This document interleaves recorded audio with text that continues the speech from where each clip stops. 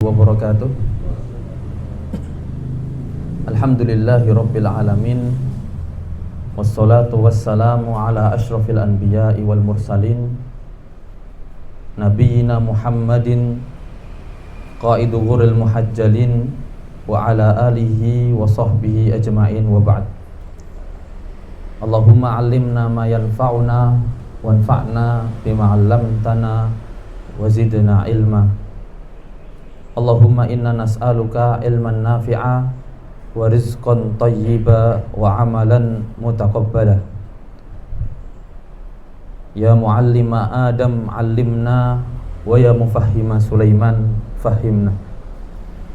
Alhamdulillah, pada pagi hari ini menjelang siang kita masih diberi kesempatan oleh Allah Subhanahu wa taala untuk kembali bersua dalam rangka menuntut ilmu syar'i sebagaimana yang disabdakan oleh Rasulullah sallallahu alaihi wasallam, dalam artinya sungguhnya para malaikat menaruh sayap-sayapnya, bahkan hewan-hewan di lautan pun meminta ampun kepada Allah Subhanahu wa taala, kepada hambanya, untuk hambanya yang selalu menuntut ilmu syar'i. Kata Rasulullah sallallahu alaihi wasallam, "Thalabul ilmi fardhatun ala kulli muslimin." Menuntut ilmu sendiri itu adalah suatu kewajiban, ya, tidak ada batasan umur. Bahkan dijelaskan oleh salah satu imam ulama salaf terdahulu, minal mahdi ilal lahdi. Menuntut ilmu itu dari kita dilahirkan sampai diantar ke liang lahat. Bapak Ibu rahimani Allah wa iyyakum, yang semoga selalu Allah berikan taufik dan inayah. Pembahasan kali ini bukan pengajian seperti biasanya, karena pembahasan kali ini lebih banyak ke cerita. Tema kita kali ini adalah pelajaran berharga yang bisa diambil oleh seorang muslim dari kejadian kelam terjadi masa lalu ketika terjadinya peperangan perang Jamal, perselisihan sengketa antar para sahabat, ya. Maka seorang muslim hendaknya mengambil pelajaran hikmah untuk tidak mengulangi, bahkan untuk menjadi yang lebih baik. Bapak Ibu yang dirahmati oleh Allah Subhanahu wa taala, sebelum kita mulai pembahasan huru-hara tersebut, ada beberapa poin penting yang harus diluruskan sejak awal. Poin-poin ini selalu ditekankan di dalam buku-buku akidah yang dicatat oleh Syekhul Islam Ibnu Taimiyah rahimahullah ta'ala di dalam bab mauqifu al-muslim tijaha ashabin Nabi sallallahu alaihi wa ala alihi wasallam, yang artinya adalah sikap seorang muslim terhadap perselisihan yang terjadi pada zaman sahabat radhiyallahu anhum ajmain. Poin yang selalu ditekankan adalah hendaknya kita selalu berhusnudzon terhadap mereka yang telah berselisih di antara para sahabat.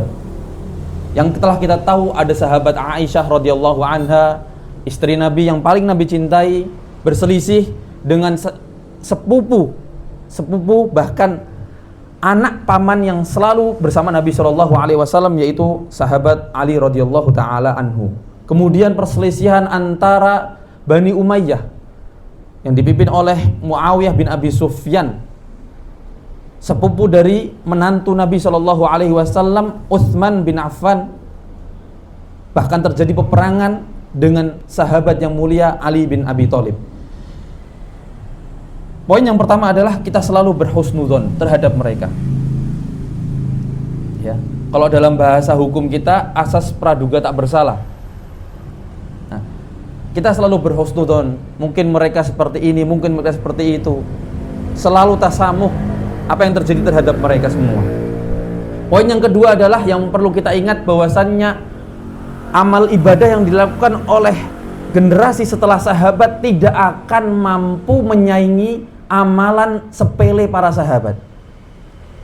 Bahkan disabdakan oleh Nabi SAW, jikalau seseorang berinfak dengan infak sebesar gunung Uhud berupa emas, maka infak tersebut tidak akan bisa menyaingi pahalanya infaknya para sahabat sebesar satu mud, satu genggam tangan orang Arab, ya, yang dilakukan oleh sahabat Nabi SAW. Dan yang ketiga adalah poin yang perlu kita perhatikan adalah bahwasannya para sahabat itu semuanya udulun. Sahabat radhiyallahu taala anhum selalu bersama Nabi SAW. Mereka itu benar-benar loyal. Mereka benar-benar ikhlas menemani Nabi SAW. Bahkan Allah menjanjikan mereka surga. Dalam ayat di sebuah Al-Quran, was-sabiqunal awwaluna minal muhajirin wal ansar walladzina taba'uhum bi ihsan radhiyallahu anhum wa radu'an. Para sahabat dicap sama Allah Subhanahu wa taala bahwasanya Allah itu ridho terhadap mereka. Allah menjanjikan bagi mereka seat atau tempat atau tanah di surganya Allah Subhanahu wa taala nanti. Itu adalah beberapa poin yang ditekankan oleh Syekhul Islam Ibnu Taimiyah rahimahullahu taala sebelum kita membahas tentang fitnah dan huru-hara yang terjadi di zaman mereka. Bapak Ibu yang dirahmati oleh Allah Subhanahu wa taala, sebelum kita mulai bercerita, ada baiknya kita jabarkan dulu awal mula terjadinya fitnah ini. Bismillahirrahmanirrahim. Yaqulu Ibnu Katsir rahimahullahu taala. Ibnu Katsir dalam kitabnya Al-Bidayah wan Nihayah mengatakan awal mula terjadinya huru-hara tersebut diawali dengan wafatnya Rasulullah sallallahu alaihi wa ala alihi wasallam. Ketika Nabi sallallahu alaihi wasallam itu wafat, para sahabat bingung. Sebagian tidak bisa berkata-kata, sebagian lagi marah. Bahkan Umar radhiyallahu taala anhum mengatakan di khalayak manusia bahwasannya barang siapa yang mengatakan bahwasannya Muhammad telah mati, dia akan menghunuskan pedang dan menebas orang yang berkata tersebut. Kaum Muhajirin dan Ansor berselisih pendapat siapa yang akan menggantikan atau memimpin umat Islam saat itu. Kemudian terjadilah perdebatan, adu argumen di antara kaum Muhajirin wal Ansor. Siapakah orang yang paling pantas, paling layak untuk menggantikan posisi Nabi SAW memimpin umat Muslim kala itu? Kemudian ketika terlalu berlarut-larut, Abu Bakar mengambil alih komando, mengatakan ya bahwasannya kaum Muhajirin disebutkan di awal ayat, was-sabiqunal awwaluna minal muhajirin. Kemudian kaum Muhajirin adalah orang yang pertama kali percaya terhadap nubuah Nabi SAW, dan bahwasannya yang memegang tongkat estafet Nabi SAW adalah dari Bani Quraisy. Bani Quraisy ini sendiri adalah kaum Muhajirin.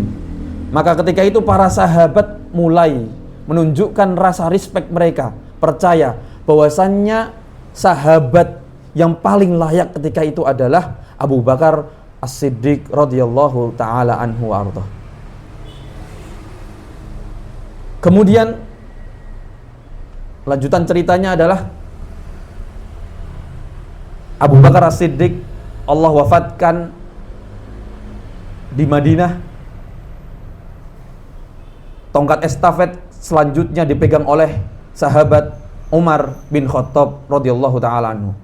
Pada zaman Umar bin Khattab radhiyallahu taala anhu ini adalah zaman di mana Islam itu mulai tersebar. Bahkan diceritakan banyak sekali penaklukan atau ekspansi dakwah Islam ke negeri-negeri seberang. Salah satu contohnya adalah penaklukan yang dilakukan oleh sahabat Umar radhiyallahu taala anhu terhadap kerajaan adidaya saat itu. Perlu diketahui Bapak Ibu sekalian rahimahullahu taala, Ketika zaman Nabi SAW ada dua negara atau dua imperium yang sangat adidaya. Kalau sekarang kita lihat ada blok timur, ada blok barat. Blok timur itu ada Rusia, Kuba, Iran, ya, Korea Utara. Blok barat ada Amerika, Inggris, NATO, negara NATO semuanya, ya. Itu adalah negara adidaya saat ini. Tetapi saat itu pada zaman Nabi SAW dan sahabat Umar radhiyallahu taala anhu, dua imperium yang sangat adidaya adalah Imperium Romawi dan Imperium atau Kekaisaran Persia. Ketika sahabat Umar memimpin, yang pertama kali dilakukan ekspansi adalah daerah Persia, atau yang sekarang kita kenal daerah atau negara Iran. Ya. Tanahnya tandus, gersang. Sahabat Umar menaklukkan Persia dalam sekejap. Di sini ada cerita. Ketika kaum muslimin menaklukkan Persia, ada beberapa orang tawanan yang dibawa oleh pasukan muslimin saat itu menuju Madinah. Salah satu tawanan yang ditangkap ketika itu, ya. Jadi Bapak Ibu semua, tawanan itu biasanya mereka menolak untuk masuk Islam. Ditawarin Islam dulu mereka. Aslim taslam. Kalau kamu masuk Islam, maka kamu akan selamat. Ditawari dulu. Ya. Kalau tidak mau masuk Islam, maka akan ditawan. Salah satu tawanannya adalah yang terkenal saat ini Abu Lu'lu'ah Al-Majusi. Ya, Abu Lu'lu'ah Al-Majusi. Majusi adalah penyembah api. Abu Lu'lu'ah dibawa oleh sekelompok orang dari pasukan para sahabat ketika itu menuju Madinah. Kemudian selama di Madinah, Abu Lu'lu'ah menjadi budak atau suruhan dari sahabat Mughirah bin Syu'bah. Dan yang unik adalah ketika itu Abu Lu'lu'ah dalam perjalanan sudah merencanakan dengan matang bagaimana dia bisa membalas dendamnya terhadap Umar bin Khattab radhiyallahu taala anhu warḍah. Ya. Ceritakan Abu Lu'lu'ah itu pratransaksi, ya, tanpa sepengetahuan majikannya, transaksi racun kodok, racun katak. Abu Lu'lu'ah memiliki satu bilah belati bermata dua, kemudian mencelupkan mata bilah tersebut di racun katak selama berbulan-bulan. Sampai pada akhirnya ada satu kesempatan yang sangat langka didapatkan oleh Abu Lu'lu'ah ketika itu Umar bin Khattab ingin mengimami sholat. Fatasallala, diceritakan di situ, fatasallala Abu Lu'lu'ah. Abu Lu'lu'ah itu masuk merangsak ke dalam safnya, berpura-pura. Ada yang menceritakan bahwasanya Abu Lu'lu'ah Al-Majusi, semoga Allah melaknat dia, Abu Lu'lu'ah ngumpet di balik mimbar. Ada yang menceritakan juga bahwasanya Abu Lu'lu'ah itu masuk ke dalam safnya berpura-pura untuk sholat. Ya. Ketika itu sahabat Umar radhiyallahu taala anhu mengimami sholat. Kemudian dari belakang Abu Lu'lu'ah menusukkan bilah belatinya dan mengoyak seluruh isi perutnya hingga diceritakan yang paling parah itu tahta surah, di bawah pusarnya. Maka fasalad dam min badani Umar radhiyallahu taala anhu. Darah itu mengalir, ngocor, ya, hingga akhirnya Abu Lu'lu'ah lari. Dikepung para sahabat, Abu Lu'lu'ah akhirnya bunuh diri di situ, di dalam masjid. Qabbahallahu wajah, semoga Allah melaknat dia. Kemudian yang terjadi pada Umar bin Khattab radhiyallahu taala anhu, tidak sadarkan diri, dipanggilkan tabib-tabib dari segala penjuru negeri. Sampai akhirnya pada hari ketiga, wallahu ta'ala alam, Umar bin Khattab tidak mampu untuk melanjutkan kepemimpinannya terhadap umat Islam. Dan akhirnya sebelum beliau meninggal sakaratul maut, Umar bin Khattab memanggil 6 pentolan sahabat yang selalu bersama Nabi SAW dari kalangan Quraisy. Di antaranya adalah Utsman bin Affan, Ali bin Abi Thalib, kemudian ada Zubair bin Awam, juga ada Thalhah bin Ubaidillah. Dipanggil guna untuk bermusyawarah. Dari situ mulai terkenal istilah Ahlus Syura, Dewan Syura. Singkat cerita, Umar bin Khattab wafat ya, setelah beliau memimpin Khilafaur Rasyidin paling lama ketika itu. Kemudian para sahabat berkumpul tadi, yang 6 tadi berkumpul, akhirnya terpilihlah Utsman bin Affan radhiyallahu taala anhu.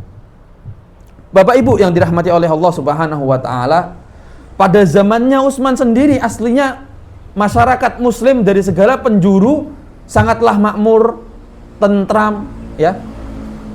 Bahkan diceritakan pada zamannya Utsman bin Affan radhiyallahu taala anhu tidak ada suami istri yang cekcok karena masalah ekonomi. Karena pada zaman tersebut, pada zaman Utsman radhiyallahu taala anhu ya, diceritakan keadaan kaum muslimin sangatlah aman. Perbatasan-perbatasan kaum muslimin di segala penjuru sangatlah aman. Pasukan atau kompi-kompi tentara muslim dikirim oleh Utsman di segala penjuru. Pusat kepemimpinan Utsman saat itu berada di kota Madinah. Nah, ketika itu diceritakan ada seorang munafik yang bernama Abdullah bin Saba.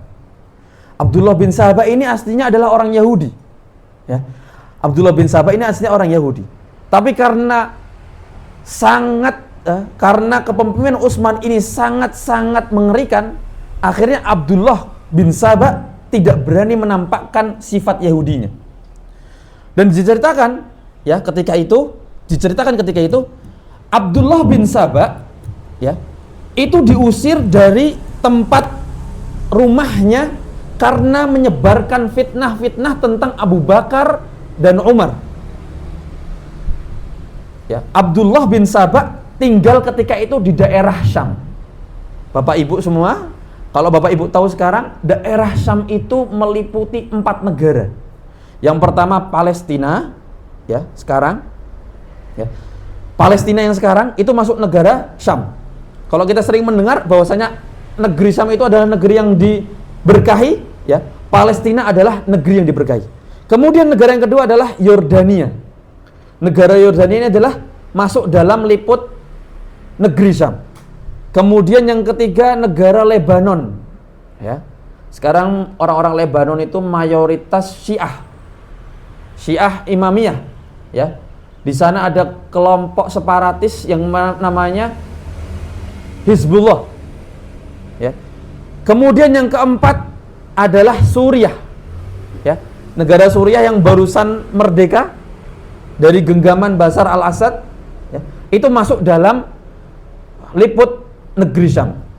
Dan para ulama mengatakan sebagian wilayah Turki di Asia. Bapak Ibu yang dirahmati oleh Allah Subhanahu wa taala, Abdullah bin Saba ini diusir karena membuat berita palsu tentang atau berita bohong yang keji terhadap sahabat Abu Bakar dan Umar. Ketika itu gubernur Syam adalah sahabat Yazid bin Abi Sufyan. Yazid bin Abi Sufyan ini adalah masih satu kerabat dengan Utsman bin Affan. Abdullah bin Saba diusir, kemudian beserta para pengikutnya Abdullah ya menuju daerah yang notabene lebih terpencil, yaitu di daerah Kufah, daerah Irak. Sekarang masuknya Irak.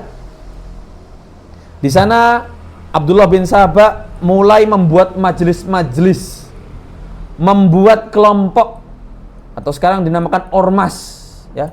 Dari situ, ya, tanpa diketahui oleh sahabat Utsman bin Affan radhiyallahu taala anhu dan tanpa diketahui oleh gubernur yang menjabat kala itu, Abdullah bin Saba berhasil mengumpulkan ratusan ribu pengikut dari daerah Kufah. Ya, provokator ini berhasil mengumpulkan pasukan. Sampai akhirnya salah satu fitnah yang sangat keji terhadap sahabat Utsman radhiyallahu taala anhu, bahwasannya Utsman itu melakukan sifat KKN, korupsi, kolusi dan nepotisme.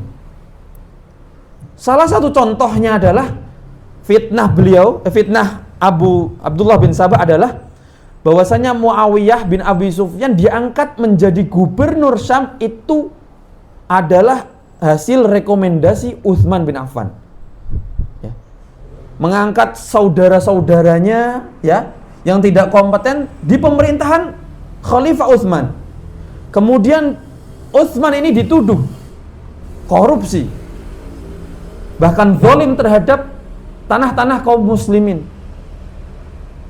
Karena ketika itu masyarakat Kufah ya sangat minim literasi, ya, tidak mau tabayun, akhirnya mereka terprovokasi, akhirnya mereka menuju dan berbondong-bondong menuju Madinah. Diceritakan ratusan ribu pasukan menuju kota Madinah. Mereka menghunuskan pedang. Barang siapa yang mereka temui di jalan mereka akan bunuh. Kafilah-kafilah dagang kaum muslimin mereka libas semua, mereka rampok. Ketika terdengar ya cerita bahwasannya orang-orang Kufah sedang menuju kota Madinah, ketika itu para sahabat senior yang sudah sepuh mengirimkan anak-anak mereka. Contohnya Abdullah bin Zubair ya, anaknya Tolhah bin Ubaidillah juga dikirimkan untuk menjadi tameng atau perisai hidup di rumah Utsman bin Affan untuk mencegah huru-hara ketika itu. Qadarullah wa ma syafa'al. Akhirnya apa? Rumah Utsman ketika itu sudah dikepung oleh ratusan ribu orang. Mereka menuntut untuk pengadilan terhadap Utsman radhiyallahu taala anhu. Tetapi apa yang dilakukan oleh Utsman ketika itu? Yang dilakukan adalah mereka menolak untuk dilindungi oleh para sahabat. Jangan lindungi saya. Kenapa alasannya? Karena diceritakan oleh Syekhul Islam Ibnu Taimiyah, salah satunya adalah karena Utsman bin Affan radhiyallahu taala anhu sangat takut akan ada pertumpahan darah di bulan yang barokah dan di tanah yang barokah. Utsman takut kalau umat Islam saat itu saling berperang, saling tebas menebas di kota Nabi Shallallahu Alaihi Wasallam. Itu yang pertama. Yang kedua, alasan Utsman kenapa tidak ingin dilindungi adalah Utsman berharap dengan matinya Utsman bin Affan, maka fitnah dan gejolak fitnah akan terhenti ketika itu. Kalau Utsman dah turun, harapannya Utsman itu apa? Fitnah ya terhadap Islam akan turun drastis. Tetapi qadarullah wa ma syafa'al, ketika mendengar pengepungan rumah Utsman radhiyallahu anhu oleh orang-orang Kufah, orang-orang Irak ketika itu, ya, termasuk di dalamnya ada dedengkot Abdullah bin Sabah qabbahallahu wajhah, ya. Mereka mendengar bahwasannya ada satu peleton yang dikirim oleh Muawiyah dari negeri Syam untuk mengusir orang-orang Kufah dari rumahnya Utsman. Ketika mendengar hal tersebut, ya, Abdullah bin Sabah ini makin panik. Wah, nanti kalau misalkan mereka datang, kedok saya bakal terus singkap. Akhirnya, ya, dia bersama para fansnya dari kalangan orang-orang munafik membuat makar yang lebih jahat. Membuat orang-orang Kufah tambah naik pitam. Dan yang terjadi kemudian adalah mereka merangsek masuk, kemudian menusuk, bahkan menebas kepala Utsman radhiyallahu taala anhu. Dan yang diceritakan oleh para ulama, darahnya Utsman itu jatuh, ya, turun mengalir di salah satu ayat Al-Quran. Jadi ketika itu Utsman dalam keadaan saum, dalam keadaan puasa, dan dalam keadaan membaca Al-Quran, darah Utsman mengalir di salah satu ayat dalam surat Al-Baqarah, wasayakfikahumullah, dan Allah yang akan mencukupkanmu untuk membalas mereka. Ya. Darah Utsman jatuh. Belum sampai pasukan Muawiyah sampai Madinah, terdengar berita bahwasannya Utsman telah dibunuh syahid dalam keadaan terzalimi dibunuh secara keji oleh orang-orang munafik. Ketika itu kaum munafikin langsung lari. Sehabis membunuh mereka girang, mereka lari kembali. Ya, sebagian mereka ada yang menetap di Madinah, sebagian lagi mereka lari ke kota asalnya di Irak. Ya, di kota Irak. Bapak Ibu rahimakumullah, hadirin, yang perlu diketahui bahwasannya watak, ya, salah satu nilai plus dalam mempelajari sejarah tarikhul Islam adalah kita bisa menilai watak-watak kaum muslimin dari berbagai penjuru dunia. Jadi memang, ya, jadi memang penduduk Irak saat itu hingga sekarang ini, ya, penduduk Irak saat itu hingga saat ini, wallahu ta'ala, mereka itu memiliki sifat ngeyel. Bukan kita mengeneralisir, ya. Jadi sering terjadi pertumpahan darah yang sebabnya sepele karena provokasi terjadi di kota atau di negara Irak. Dari dulu sampai sekarang. Ya. Sahabat Utsman terbunuh karena penduduk sana. Kemudian sahabat Ali terbunuh, nanti kita akan cerita, sahabat Ali terbunuh karena orang sana. Kemudian gubernur Kufah kala itu Muslim bin Aqil terbunuh juga dengan sangat keji oleh penduduk sana. Makanya diceritakan, ya, orang Irak itu tidak bisa diatur kecuali oleh orang-orang tangan besi. Orang-orang yang seperti Utsman tidak susah untuk mengatur orang-orang Irak karena mereka memiliki watak yang sangat ngeyel. Ya, mudah terprovokasi. Kita lanjutkan ceritanya. Akhirnya Muawiyah radhiyallahu taala anhu mempercepat perjalanan dia, ya, menuju kota Madinah karena mendengar sepupunya terbunuh. Ya. Di lain waktu, di lain tempat, ketika Utsman ini terbunuh, para sahabat ketika itu mulai membaiat Ali. Bahkan kaum munafik ketika itu, ya, yang mereka menjelma atau ngumpet jadi orang-orang Islam, ya, karena mereka itu cinta terhadap Ali, ketika itu mereka juga ngompor-ngomporin untuk Ali segera dibaiat. Akhirnya Ali bin Abi Thalib menjadi khalifah yang keempat.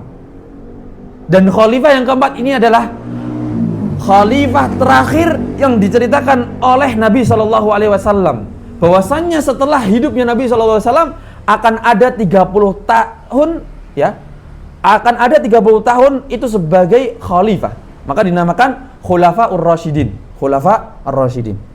Ketika Ali telah dibaiat, ya, ada sahabat Nabi Aisyah, istri Nabi yang paling beliau cintai. Kemudian ada sahabat senior Tolhah, kemudian ada sahabat senior lagi Zubair bin Awam, ya, mendengar cerita bahwasanya Ali telah dibaiat dan mendengar bahwasanya Utsman telah dibunuh secara keji. Kemudian, ya, Aisyah bersama pasukannya ingin meminta klarifikasi. Datang dengan baik-baik. Sebenarnya mereka ini datang dengan baik-baik, tidak ingin memperkeruh suasana, ya. Jadi Aisyah itu memiliki pengawal, ya. Mereka datang, salah satunya adalah Aisyah menunggangi onta. Diceritakan ada al-haudaj. Haudaj itu semacam apa? Semacam pelana yang ada atapnya untuk orang-orang menaiki onta. Haudaj. Aisyah menaiki haudaj. Singkat cerita, ketika ingin sampai, Ali mendengar, oh, ternyata Aisyah udah mau sampai kota Madinah. Maka dengan senang hati Ali ingin menemui kelompoknya Aisyah, pasukannya Aisyah. Sampailah mereka di suatu tempat, ya. Saya lupa tempatnya di mana. Aisyah akhirnya meminta kepada Ali untuk mencari tersangka pembunuhan Utsman. Siapa yang membunuh Utsman? Harus diadili, harus dikisos. Darah harus dibalas dengan darah. Ketika itu dialog sangatlah tentram, sangat adem.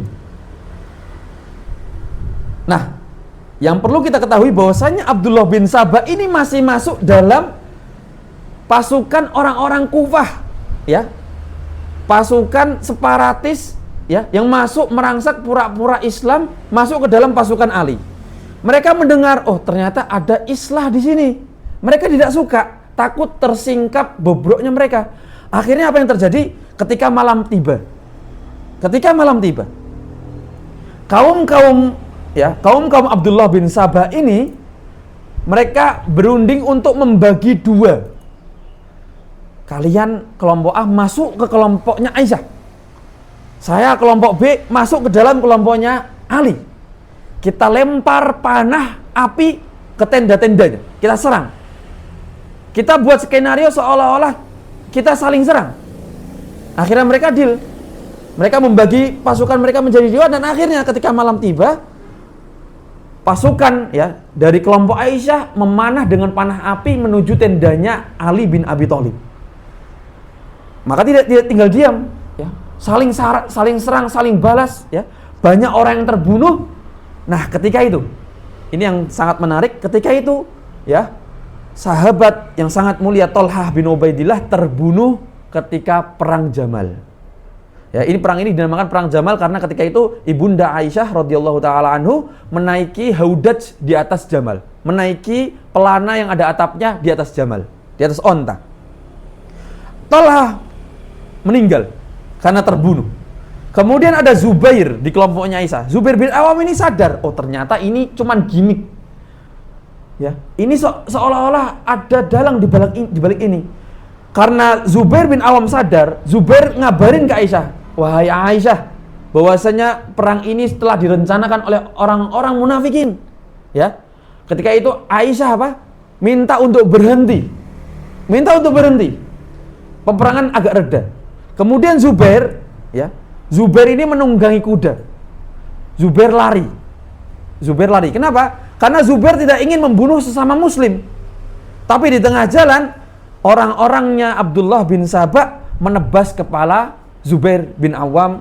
Dan dari kejadian tersebut ada dua sahabat mulia yang jatuh, yang gugur karena orang-orang munafik saat itu. Singkat cerita, akhirnya Aisyah radhiyallahu ta'ala anha dipulangkan. Bahkan Ali mengirimkan pasukannya untuk, ya, sebagian pasukannya untuk mengawal Aisyah pulang ke kota Madinah. Pulangkan ibunda ke kota Madinah. Nah, akhirnya Aisyah beserta pasukannya pulang ke kota Madinah dengan aman dan tentram. Sampai akhirnya Aisyah itu meninggal di kota Madinah. Kemudian Bapak Ibu rahimakumullah, di tempat lain Muawiyah masih dalam perjalanannya menuju kota, ya, menuju Mekah untuk meminta keadilan, untuk berdialog. Dan Muawiyah mendengar kalau Ali ini udah dibaiat juga, ya. Ketika itu Muawiyah diceritakan datang bersama pasukannya. Orang-orang Syam, ya. Orang-orang Syam ini sangat menghormati, sangat respect terhadap Muawiyah. Karena apa? Karena Muawiyah, keluarganya Muawiyah dari dulu sudah membuat orang Syam itu nyaman. Muawiyah menuju kota Syam. Sampai di daerah yang bernama Siffin, ya. Mereka istilahnya ketemuan di tengah-tengah. Ketemu dengan pasukannya Ali. Di daerah namanya Siffin. Yang perlu diketahui, Siffin ini saat ini berada di negara Suriah. Siffin ini tepat di depan sungai Efrat. Berapa hari yang lalu sempat viral, ya kan? Sempat viral kalau di di sungai Efrat itu muncul, wallahu ta'alam bener apa enggak, muncul emas-emas, bongkahan emas. Dan ini sabda Nabi SAW bahwasanya kiamat itu tidak akan datang atau Dajjal tidak akan datang sampai nanti di sungai Efrat muncul emas. Kemarin sempat viral, berapa pekan yang lalu sempat viral, ya. Orang-orang Suriah mulai nambang emas. Ya, nggak perlu nambang. Bahkan mereka cuma mengayak pasir udah ketemu emas di sungai Efrat. Wallahu ta'ala benar apa tidaknya berita ini. Intinya ketika itu Muawiyah duduk mendirikan tenda di daerah namanya Siffin. Di sana mereka bertemu dengan Ali. Akhirnya terjadi dialog seperti dialognya sahabat atau ibunda Aisyah radhiyallahu ta'ala ya. Intinya Muawiyah minta, wahai Ali, pembunuh Utsman harus segera ditangkap. Pembunuh Utsman harus segera dikisos. Harus segera dibalas. Ketika itu Ali menerima ajakan Muawiyah. Oke, nanti setelah engkau pulang, saya akan menangkap dan saya akan menginvestigasi kasus pembunuhan Utsman. Ya. Sekali lagi, kaumnya Abdullah bin Sabah gak mau bobrok mereka tersingkap. Kalau sampai bobroknya mereka tersingkap, Abdullah bin Sabah akan ditangkap kemudian akan diadili. Ya. Ketika itu, ya, akhirnya mereka membuat apa yang telah mereka perbuat terhadap pasukannya Aisyah. Mereka membuat drama seperti itu. Akhirnya terjadilah peperangan, ya. Bahkan diceritakan orang-orang Syam, 45.000 orang Syam itu meninggal. 45.000 orang Syam itu meninggal di tangan orang-orang jahat seperti mereka. Ketika peperangan tambah dahsyat, ya, Abu Musa Al-Asy'ari, utusan Ali bin Abi Thalib radhiyallahu ta'ala anhu, ya, meminta ajakan Muawiyah untuk mengirimkan utusannya, ya, mengangkat mushaf, ya, ada Al-Quran yang diangkat. Untuk apa? Ajakan arbitrase. Ini ada Al-Quran. Ini Al-Quran saya angkat. Untuk apa? Kita kembali kepada kalamullah ta'ala. Tidak ada peperangan antara muslim. Di ayat Al-Quran ada wa may yaqtul mu'minan.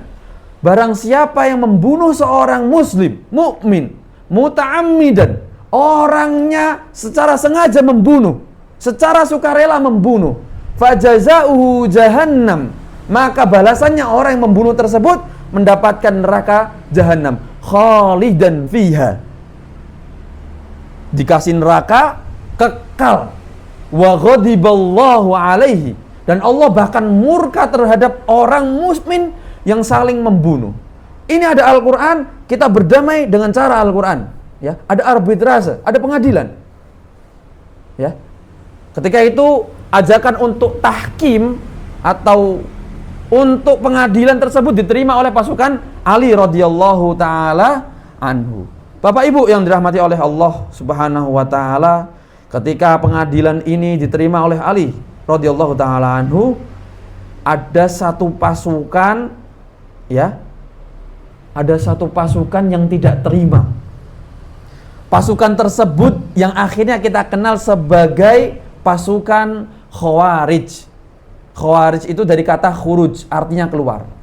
Mereka keluar dari pasukannya Ali, mereka membuat kelompok dan mereka menuduh Ali dengan tuduhan bahwasannya Ali itu adalah sahabat kafir. Ali itu kafir. Kenapa? Karena Ali, ya, Ali berkhianat dengan Al-Quran. Kata Allah Subhanahu wa taala, dalilnya mereka punya dalil. Ternyata orang Khawarij itu punya dalil, ya.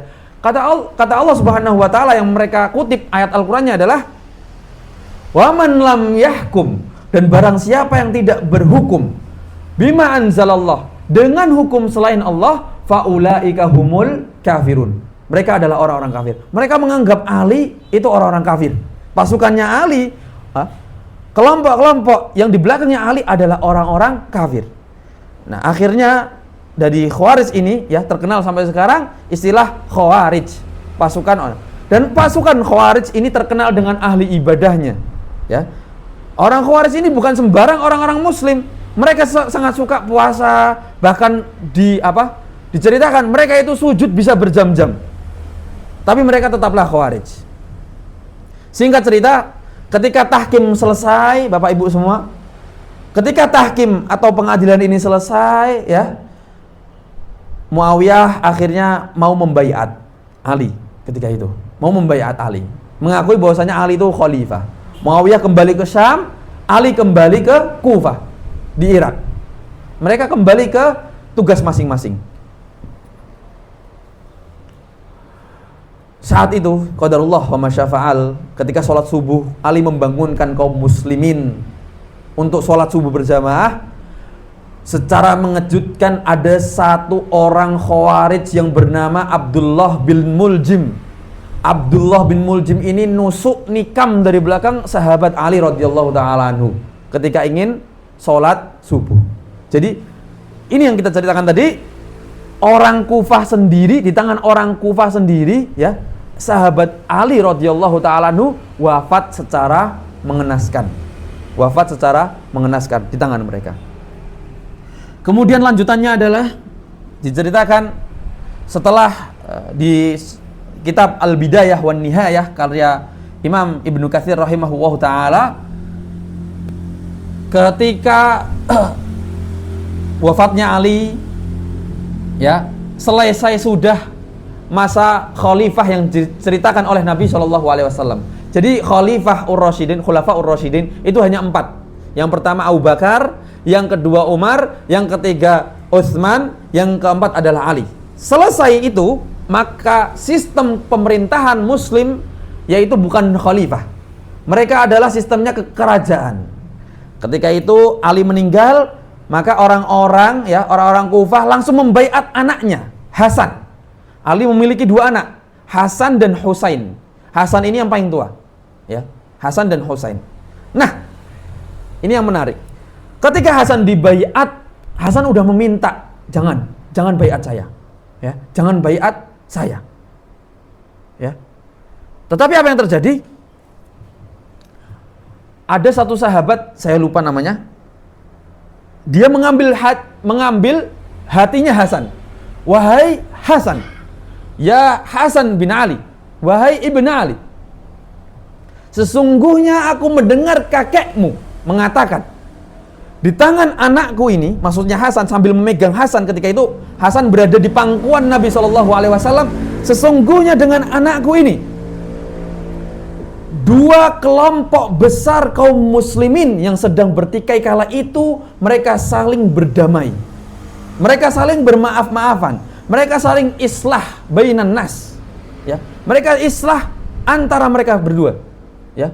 Di tangan Hasan, ya, sambil menunjuk Hasan, akan ada 2 kelompok besar yang saling bunuh-bunuhan, dan di tangan Hasan mereka berdua, 2 kelompok tersebut akan saling berdamai. Karena mendengar hadis tersebut dan ingatlah Hasan memorinya, Hasan langsung menyerahkan tonggak pemerintahan terhadap Muawiyah bin Abi Sufyan. Yang kala itu Muawiyah masih di Syam. Muawiyah dipanggil, diserahkanlah ya kepemimpinan kaum muslimin kala itu terhadap Muawiyah. Hasan mengalah. Hasan ngalah. Bapak Ibu yang dirahmati oleh Allah Subhanahu wa taala, ya. Ketika Muawiyah didapuk menjadi pemerintah, ya, dimulailah ketika itu, kalau kita tahu, ya, kalau kita ingat semua, inilah awal mula berdirinya dinasti Umayyah, ya. Jadi ketika pindah kekuasaan dari Hasan ke Muawiyah, ya, itu sejarah mencatat sebagai awal mula berdirinya dinasti Umayyah. Dari situ juga kepemimpinan kaum muslimin atau pusat pemerintahan kaum muslimin resmi pindah dari kota Madinah, ya, menuju daerah yang bernama Syam. Wallahu taala a'lam. Ya. Jadi memang ini adalah awal mula dinasti Umayyah itu berada. Dinasti Umayyah berada. Bapak Ibu yang dirahmati oleh Allah Subhanahu wa taala,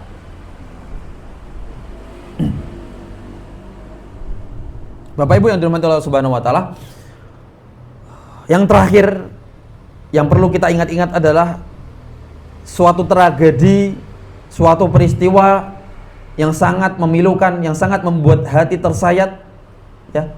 Setelah Muawiyah wafat pada tahun 60 Hijriah, ya, Muawiyah itu mengangkat putranya Yazid sebagai penerus tahta.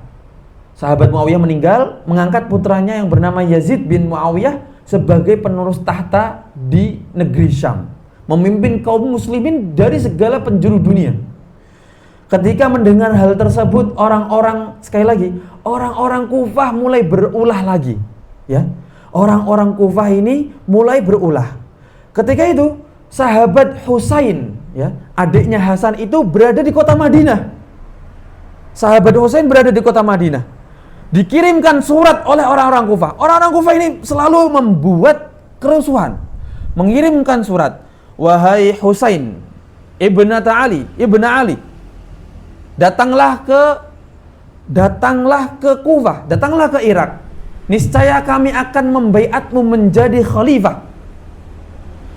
Mendengar hal tersebut, ya, karena di dalam pikiran, di dalam pendapatnya Husain, orang-orang Kufah ini sangat cinta terhadap ayahnya, ya, maka undangan untuk ke kota Kufah diamini dan diterima langsung oleh Husain bin Ali.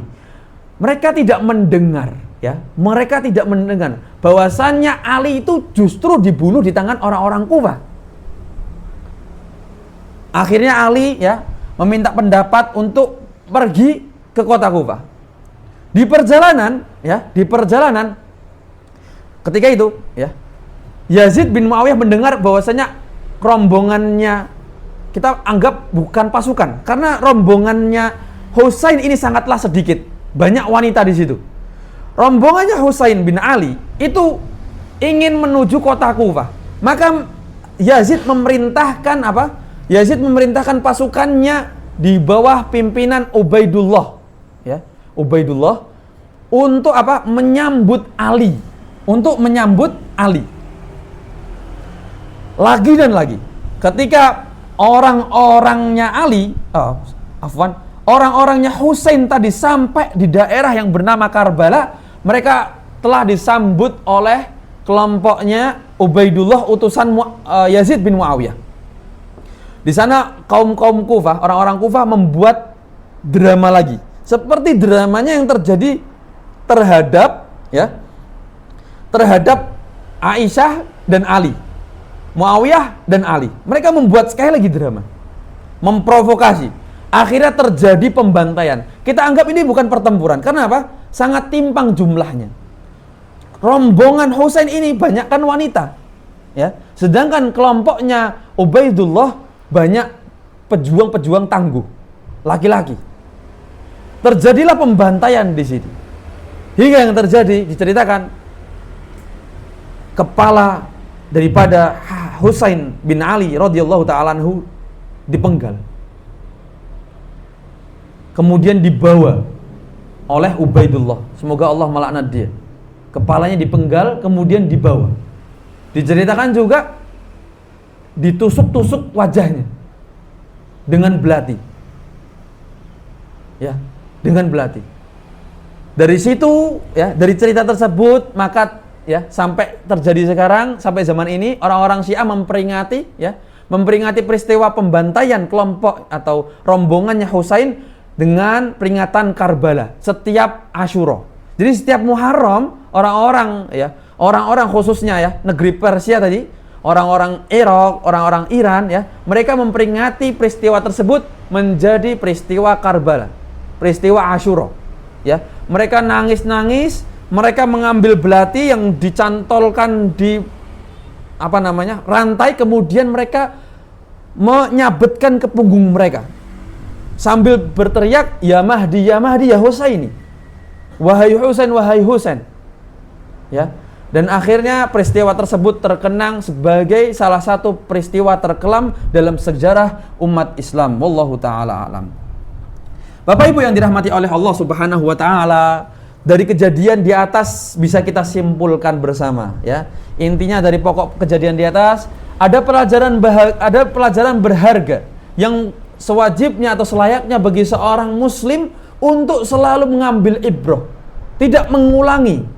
Ya, adapun hikmah-hikmah atau pelajaran yang bisa kita ambil dari fitnah dari masa sahabat Umar radhiyallahu taala anhu sampai terbunuhnya secara keji Husain bin Ali di Karbala, ada beberapa poin penting yang perlu kita luruskan. Yang pertama adalah, Bapak Ibu sekalian, yang pertama, fitnah atau berita bohong itu sering bermula dari hal-hal kecil yang dibiarkan. Kadang ada pemimpin yang membiarkan, tidak apa-apa, udah nggak apa-apa dah, nggak apa-apa. Jadi suuzon, ya, buruknya prasangka seseorang kalau dibiarkan, ya, kalau dibiarkan terus-menerus akan menjadi bom waktu yang akan membinasakan orang-orang di sekitarnya.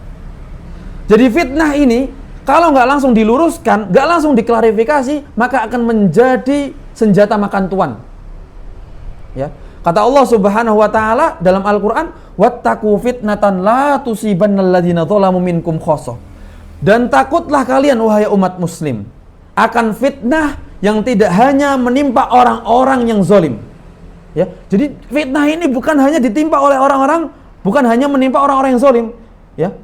Fitnah ini akan terjadi terhadap orang-orang yang baik. Sahabat Utsman itu baik. Sahabat Ali itu baik, ya. Sangat loyal terhadap Islam dan muslimin. Tetapi karena fitnah dibiarkan, maka akan menjadi bom waktu bagi mereka berdua. Itu yang pertama. Yang kedua, Rasulullah selalu menyarankan atau menganjurkan untuk orang-orang menjaga kepercayaan umat. Kata Allah Subhanahu wa taala, "Innallaha ya'murukum an tu'addul amanati ila ahliha. Wa idza hakamtum bainan nas an tahkumu bil 'adl." Kata Allah Subhanahu wa taala bahwasanya Allah menyuruh orang-orang mukmin untuk menyampaikan amanah-amanah kepada yang berhak. Dan Allah menyuruh kepada para hakim-hakim, ya, untuk adil di setiap perbuatan mereka. Dan ini adalah hukumnya wajib untuk adil.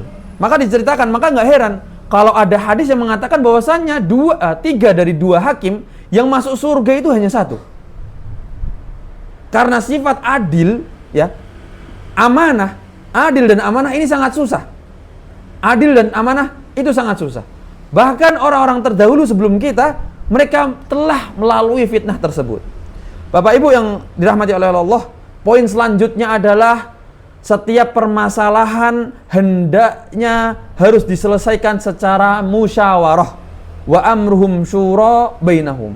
Maka baik, ya, baik di setiap lembaga, di setiap organisasi itu ada satu dewan khusus yang bernama Dewan Syura, membahas masalah-masalah umat, ya. Wa amruhum syura bainahum.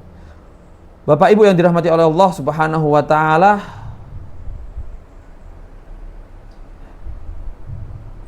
yang terakhir, ya, poin yang terakhir adalah yang kita ulangi dari awal tadi, bahwasannya apa yang terjadi, perselisihan yang terjadi terhadap para sahabat, hendaknya kita tidak banyak ngomong, ya. Kita tidak menuduh Muawiyah itu jahat, kita tidak menuduh Muawiyah itu pemberontak, dan kita tidak menuduh, ya, Ali itu gila kekuasaan.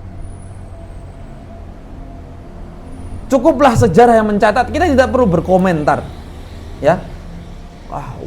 Kata Syekhul Islam Ibnu Taimiyah, wa mauqifuna tijaha ashabin Nabi sallallahu alaihi wasallam at-tawaqquf. Kita diam, tutup mulut.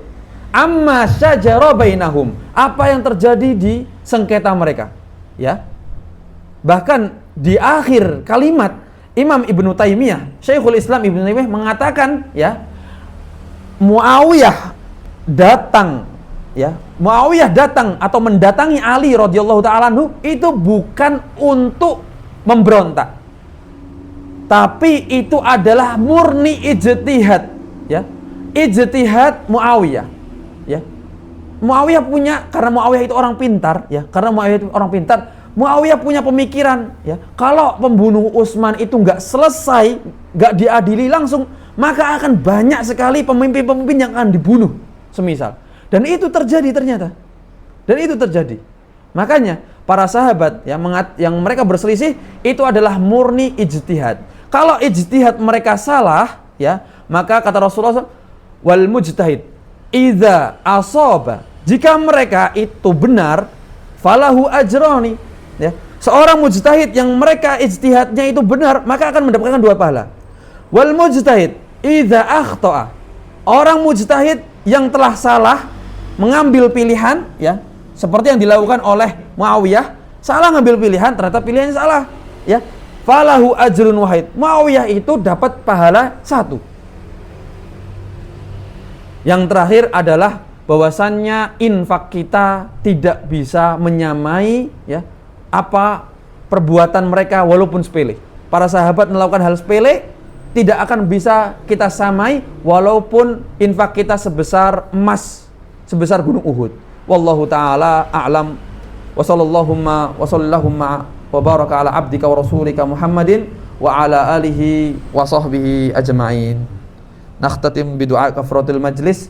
Subhanakallahumma wa bihamdika asyhadu an la ilaha illa anta astaghfiruka wa atubu ilaik. Wassalamu alaikum warahmatullahi wabarakatuh.